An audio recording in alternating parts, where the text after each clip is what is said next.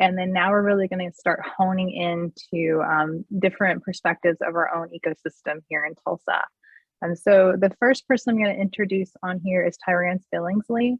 Got just a couple things to say about Tyrance. You know, not only is he a truly inspiring and creative leader in tech and entrepreneurship, I've had the privilege of recently being able to work with Tyrance as one of our board members and also active on a strategic plan process.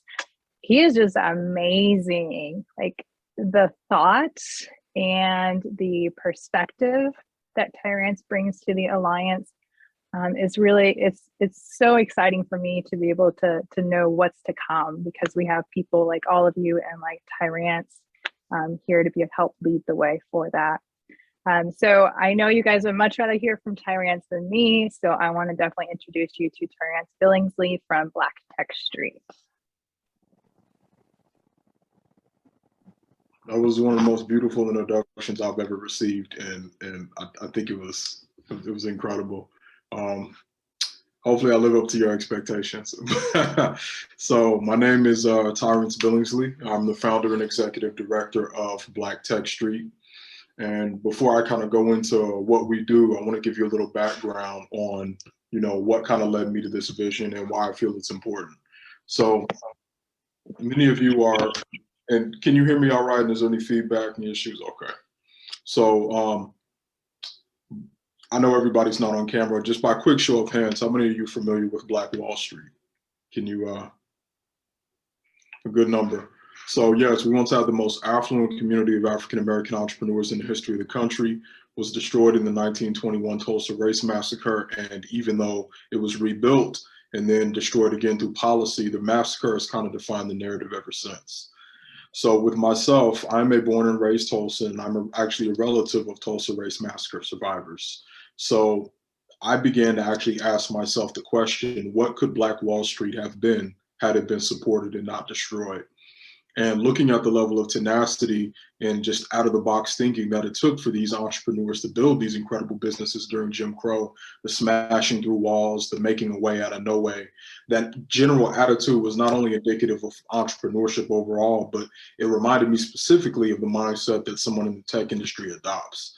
And when I couple that with the fact that tech is one of the only industries you can build intergenerational wealth in 7 to 10 years in via successful company exits, it's the core medium through which all global innovation is taking place, and new markets for wealth creation are popping up every year. And that by the year 2030, there will be 4.3 million vacant tech jobs due to a tech talent shortage. I not only saw an incredible wealth building opportunity for African Americans, I kind of saw the Black Wall Street vision push to a new horizon. So that kind of led me to surmise that had Black Wall Street been supported and not destroyed, it would be nothing other than a premier Black tech ecosystem. So that's where the name Black Tech Street came from. And that's what our mission is. We want to rebirth Black Wall Street as a premier Black tech ecosystem and catalyze a movement that sees Black people embrace tech and STEM more broadly as a means to build wealth and impact the world. So, you know, one of the things about why tech, which is a question that I've gotten asked a lot in terms of my work, it's, well, one, tech is not just a single industry anymore. It's as ubiquitous as electricity is. It's everywhere. And COVID-19, more than anything, really showed us that you can't really not be a tech person anymore and expect to be successful. And this especially held true for Black businesses. So I think that's why a Black tech ecosystem is something that's actually a perfect remedy for the issues we're facing, whether it be how many jobs Black people stand to lose due to automation or just the general opportunity that the tech industry presents. So a Black tech ecosystem is kind of generally defined as it's an ecology of institutions within Black communities that are optimized and aligned to expedite growth of Black innovation, as populated by Black tech founders, innovators, scientists, creatives, faith leaders, etc. Really when I say a Black tech ecosystem, what I really mean is, you know, a community that is using tech and really STEM as a powering force to better quality of life, whether it be in business or every other kind of institutions. And that's why I think that whether it be tech enabling local businesses or from an early age getting Black kids involved in STEM, I think we can really stand a tell a new story and initiate a paradigm shift for what the future is. So in the we have a big vision, but in the day-to-day, what we do is we serve as a liaison between the Tulsa ecosystem and Black tech and Black STEM opportunities. So, and this looks like, you know, storytelling and brokering partnerships, but the core of our work, you know, it's this storytelling and this ecosystem kind of coordination. Black Tech Street actually has 6 strategic pillars of the ecosystem that we think will build a Black tech ecosystem. We've got entrepreneur support, narrative and communications, capital, workforce, infrastructure, and policy.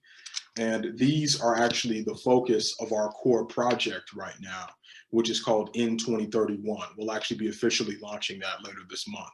And what In 2031 is we're looking to build a 10-year ecosystem innovation strategy for all of Tulsa with the North Star of building a Black tech ecosystem. So we will be convening stakeholders that each sit within each of the 6 pillars that we just named. And we will be convening them alongside the community so that we can create a community co-created plan that will help serve as marching orders for every entity in the ecosystem who wants to help get us to a Black tech ecosystem. Everybody's not solely focused on Black tech, but everybody has been asking, you know, how do we help? What do we do? What we plan to do is, using these convenings, we plan to create an ecosystem map that will show catalytic factors. And catalytic factors are factors that few things affect them, but when they get affected, they have a domino effect on the rest of the ecosystem.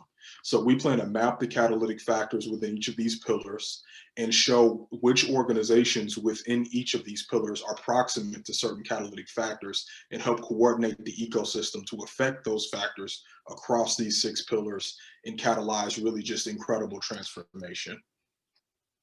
These stakeholders are going to range from, you know, the accelerators, ecosystem organizations, talent, workforce development. TRSA will be a part of it. The incubators, the narrative influencers, capital investors, you name it. It's going to really be a soup to nuts engagement strategy for building out a strategy for how we can go forward.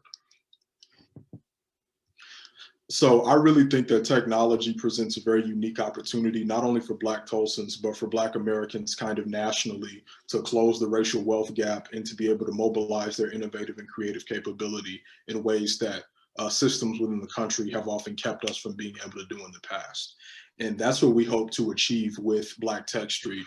We want to create this strategy that we hope can be really replicable and scalable for other communities, in addition to our storytelling. We want to be able to build a community and show what a community built in the spirit of Black Wall Street, but focused on you know, tech, can really do and unleash the economic and innovative potential of our people. So In 2031 is one of our projects. Another project that we recently have is we brokered a partnership with Hewlett Packard. Hewlett Packard wants to engage for long-term impact, but as of right now, they're first starting with the HP Teaching Fellows. So HP has a fellowship essentially where they take 25 teachers nationally and they put them in this national network in really of all of North America. They learn best teaching practices, they get access to technology, and they learn the practices that are going to really help them better teach STEM and better, you know, mobilize their students into a digitalized economy. They had 25 spots, you know, per year. 7,000 people applied last year. They're partnering with us to give all of those spots to Tulsa teachers this year. So it's been a pleasure working with them, and that's really just the first touch point.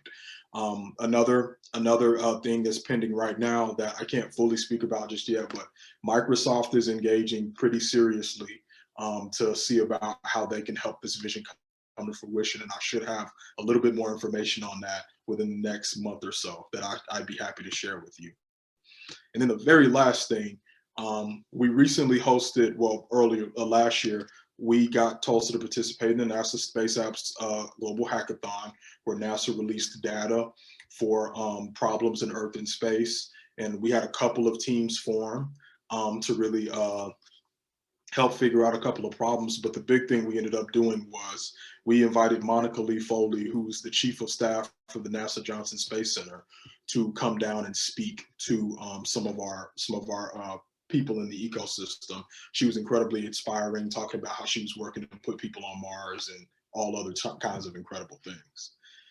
But all in all, Black Tech Street as an organization, we really want to, through our storytelling and through our ecosystem coordination and program development, we really want to catalyze a shift in Black Tulsans, want to see them, give them a banner to really embrace them and also open the pathways for that to be done successfully.